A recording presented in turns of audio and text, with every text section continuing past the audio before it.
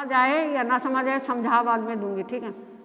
Good morning student, आज मैं आपको सेल्फ अंडरस्टैंडिंग या आत्मबोध या स्वयं की समझ के बारे में बताऊंगी। जैसा कि मैंने आप लोगों को पीछे भी लेक्चर में बताया था कि अगर आप अपने आप को जानोगे, पहचानोगे, तभी आपकी लाइफ का जो भी कोई गोल है या एम है या आपका लाइफ का कोई भी टारगेट है, तब आप उसको समझ पाओगे। अगर हम आज बात करते हैं आत्म पहचान की अवधारणा, अपने आप को हम किस प्रकार से जान सकते हैं, अपने आप को हम किस प्रकार से समझ सकते हैं।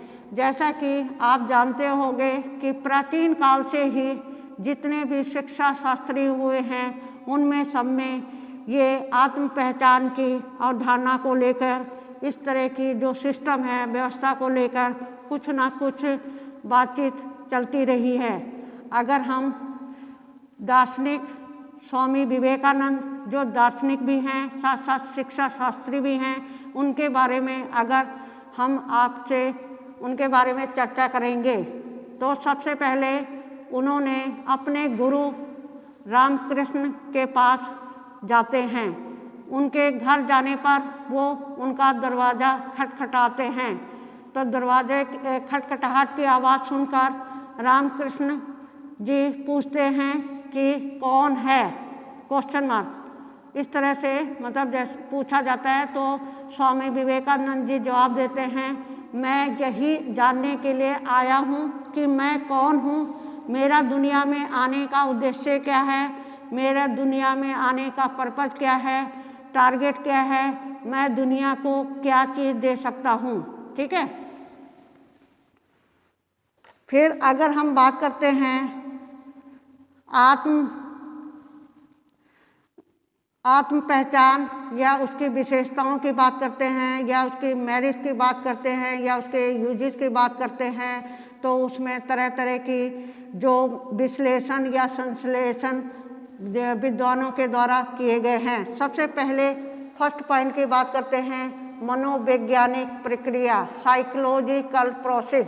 उसकी अगर हम बात करते हैं तो आत्म पहचान की प्रक्रिया में मनोवैज्ञानिक प्रक्रिया के रूप में स्वीकार किया गया है, क्योंकि इसके द्वारा हम अगर अपने आप को जानना चाहते हैं, पहचानना चाहते हैं, तो हमें चिंतन मनन या तर्क विचार ये करने पड़ेंगे।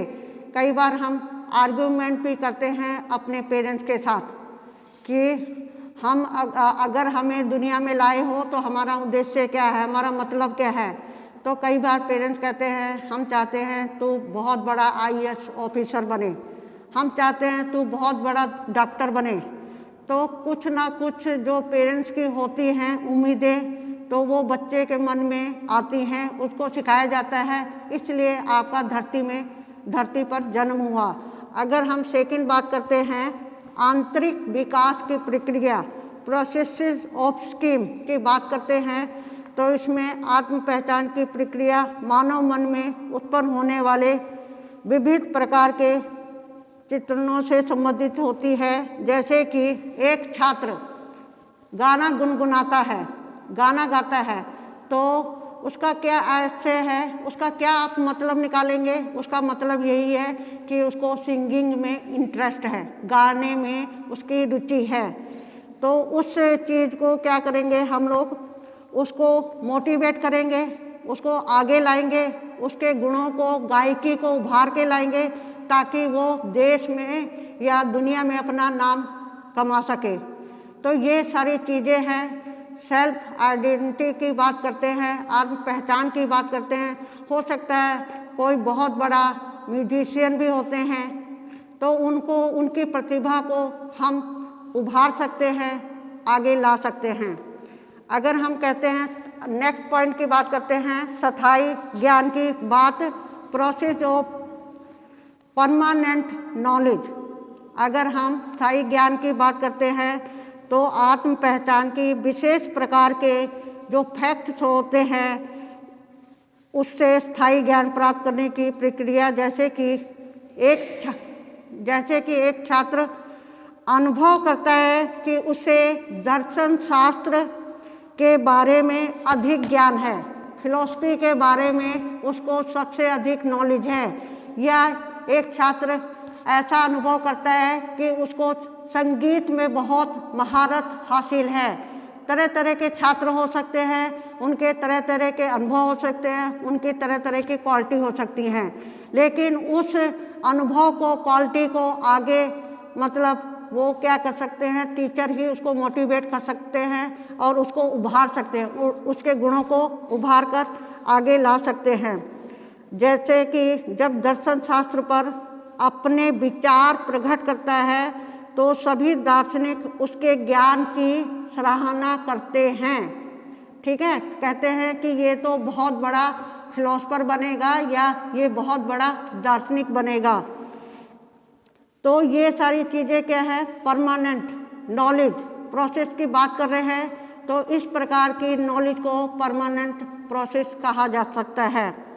अगर हम कहें कि आत्म पहचान की नेक्स्ट पॉइंट है, भूतकाल के अनुभव की प्रक्रिया के रूप में जाना जा सकता है। जैसे हम अपनी पहचान की बात करते हैं, ठीक है, खुद को जानने की बात करते हैं, तो इसमें इस प्रोसेस में विविध प्रकार के भूतकालीन अनुभव के द्वारा समझा जा सकता है। जैसे एक छात्र में प्रत्येक विषय में सर्वोच्च अंक, हाईएस्ट मार्क्स की बात करते हैं तो वो प्राप्त करता है, अचीवमेंट करता है, लेकिन जो सिलेबस है या करिकुलम है उसमें, उसके क्रियाओं में वो सर्वोच्च, वहाँ भी उसका जो प्रदर्शन की बात होती है या अचीवमेंट्स की बात होती है, वहाँ भी वो हाईएस्ट मार्क्स लेता है।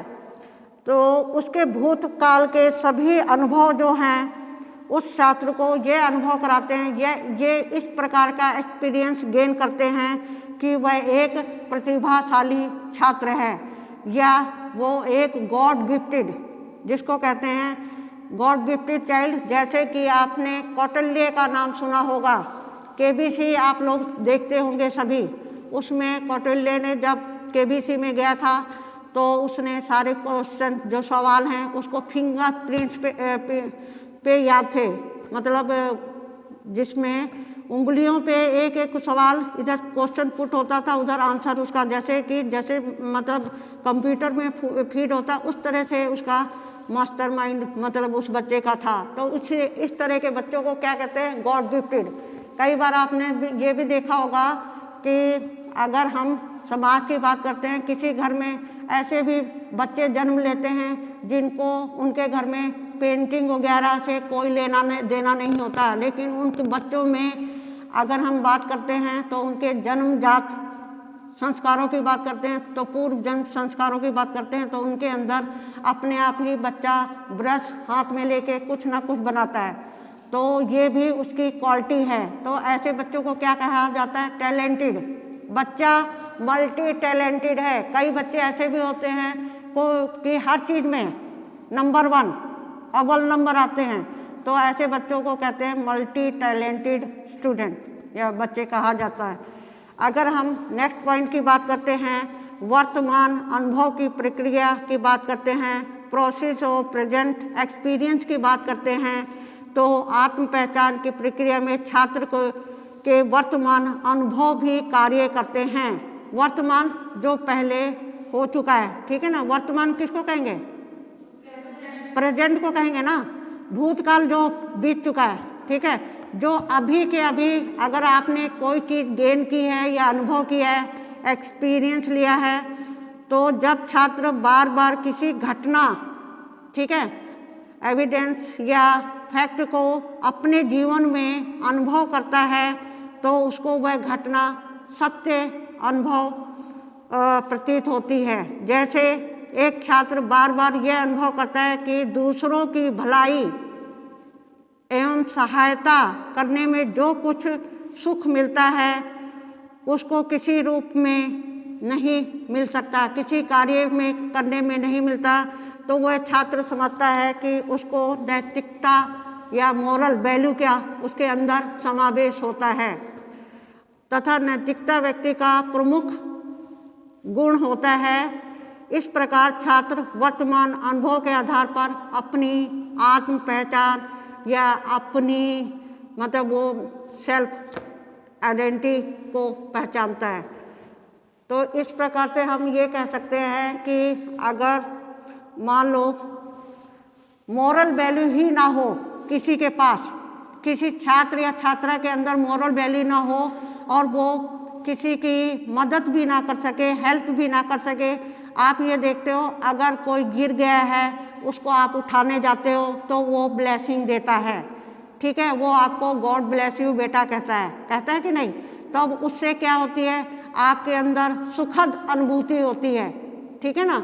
वो आपने खरीदी नहीं है, ना उसको आप खरीद सकते हो ना आप उसको बेच सकते हो, लेकिन वो परमानेंट आंतरिक आपको अंदर तक सुख दे जाती है। तो फिर दोबारा से अगर वही इंसिडेंट होता है आपके साथ या घटना घटती है तो आपका जो वर्तमान का पीछे का जो प्रेजेंट का एक्सपीरियंस है वो कहीं ना कहीं आपके सामने आके खड़ा हो जाता है। तो आप फिर वही चीज़ दोबारा से दोहराते हैं क्योंकि वहाँ पे आपके अंदर मोरल वैल्यू है, मोरल एथिक्स को आप समझते हो, ठीक है।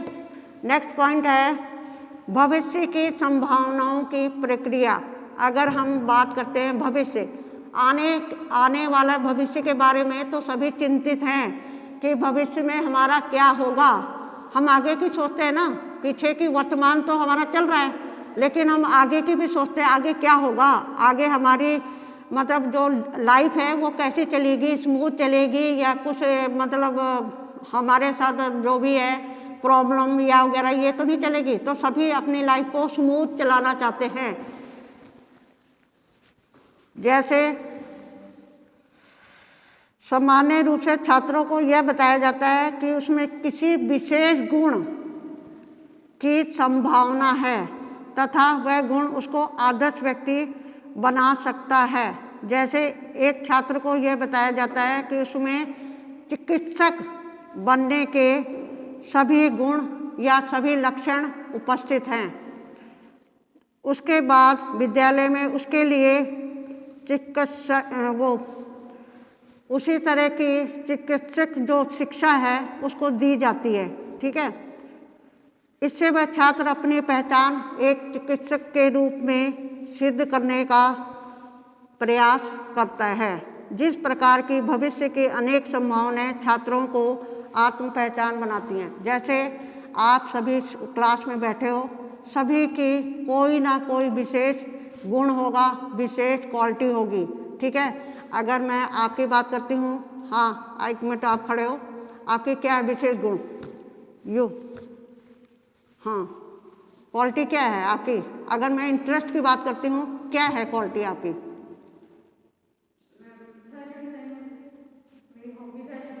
Fashion designer. अगर fashion designer, sit down please. जैसे इस लड़की ने बताया उसको फैशन डिजाइनिंग का मतलब इंटरेस्ट है, तो उसके लिए क्या कहेंगे, हम उसको मोटिवेट करेंगे कि तुम फैशन डिजाइनिंग का कोर्स करो, ठीक है। उसके रूप में ये अपनी पहचान बनाएगी। नेक्स्ट आप ड्राइंग। तो अगर मान लो मैं ये कहती हूँ क्लास में इसकी ड्राइंग अच्छी है तो उसके लिए टीचर का क्या है रोल, टीचर ये मोटिवेट करेगा उसको अच्छी तरह से ड्राइंग की जो, ठीक है ना, ड्राइंग के लिए आपको यूनिवर्सिटी या जो भी कहीं जाना है तो उसमें उस सब्जेक्ट में करोगे ना आपको, ठीक है ना, तभी आप अपनी पहचान बना सकते हो, ठीक है, एक आर्टिस्ट के रूप में। सिट डाउन प्लीज, ठीक है।